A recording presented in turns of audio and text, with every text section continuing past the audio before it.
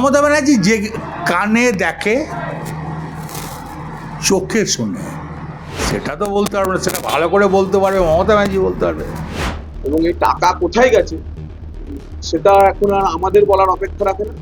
এখন তৃণমূলের ভেতর থেকে তৃণমূলের লোকেরাই বলে দিচ্ছে এই টাকা কোথায় গেছে। তিনি নিশ্চয়ই সিআইডি, ডিআইডি, ইআইডি, সব কি সব আছে, সব ওদের এটা শুধুমাত্র পার্টিতে দিলেন, তারপর বালি আছে, সবই আছে। এবং সেটা কমে এসেছে যখনই ভোট এসেছে, ঠিক ভোটের আগের সময় সেটা কমে 5 কোটি, 6 কোটি, 7 কোটি, 8 কোটি টাকায় হয়েছে। কথা আমি ওটা বারবার বলতে চাইছি না। আমি যখন ছিলাম গড় সাড়ে থেকে বর্ষাকাল বাদ দিলে 3 কোটি টাকা পার ডে, আর বর্ষাকাল না থাকলে 3.5 কোটি টাকা। আমি চলে যাওয়ার সেটা 40 লাখ পার ডে। কেন এত বড় ক্ষতিটা হলো? তা আমার বক্তব্য হচ্ছে মমতা ব্যানার্জি জানবে না? আমি তো এইটাই বলতাম যে তুমি বীরভূম থেকে বছরে যে রেভেনিউটা তুলছো সেটা দিয়ে বীরভূমে খরচ। তার খরচ কমে যাওয়ার কারণটা কি? তার খরচটা কমে যাওয়ার কারণ সেটা তো বলতে পারবে না, সেটা ভালো করে বলতে পারবে মমতা ব্যানার্জি, বলতে পারবে। তিনি নিশ্চয়ই সিআইডি, ডিআইডি, ইআইডি, সব কি সব আছে, সব ওদের এটা শুধুমাত্র পার্টিতে দিলেন, তারপর বালি আছে, সবই আছে। আপনি দেখলেন আমি যখন ছিলাম তখন ওভারলোডিংয়ে কত টাকা উঠতো, তারপরটা দেখে নিন, সবগুলোই খোঁজ করেও দেখে নিন না। ফিরে এসে খোঁজ নিয়েছিলেন। হ্যাঁ, লিখছিলাম। কারণ সে ভিজে মতন লাগলো, সেই গরুকে পান্নায় ছানিয়ে দেয় জানেন তো, শুকনো ছানির উপরে জল ছিটিয়ে খোল দিলে গরু মজমজ করে খায়।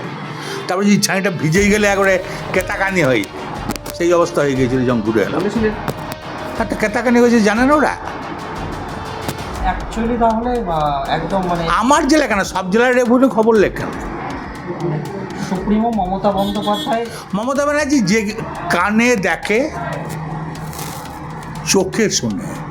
বর্ষার কারণে ওই সময় যেহেতু স্টোন কোয়ারিজ গুলোতেও রেজিং কম, উত্তোলন কম হয়, তার ফলে রেভিনিউ একটু আমাদের কমেছে। সেটাই খুব স্বাভাবিক।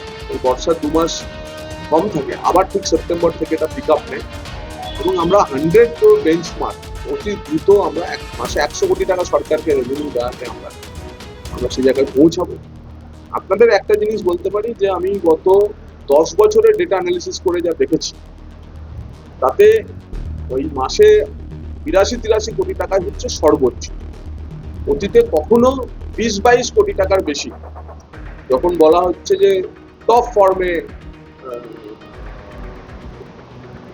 রেভিনিউ জেনারেট হয়েছে, সেটাও 20-22-25 কোটি টাকার বেশি কখনো গত লাস্ট 10 ইয়ার্সে হয়নি। তো সেটার জন্য আমরা দেখছিলাম, এবং সেটা কমে এসেছে যখনই ভোট এসেছে, ঠিক ভোটের আগের সময় সেটা কমে 5 কোটি, 6 কোটি, 7 কোটি, 8 কোটি টাকায় হয়েছে। এবং এই টাকা কোথায় গেছে সেটা এখন আর আমাদের বলার অপেক্ষা রাখে না। এখন তৃণমূলের ভেতর থেকে তৃণমূলের লোকেরাই বলে দিচ্ছে এই টাকা কোথায় গেছে। তো আমরা 100 কোটি বেঞ্চমার্ক ছোবো।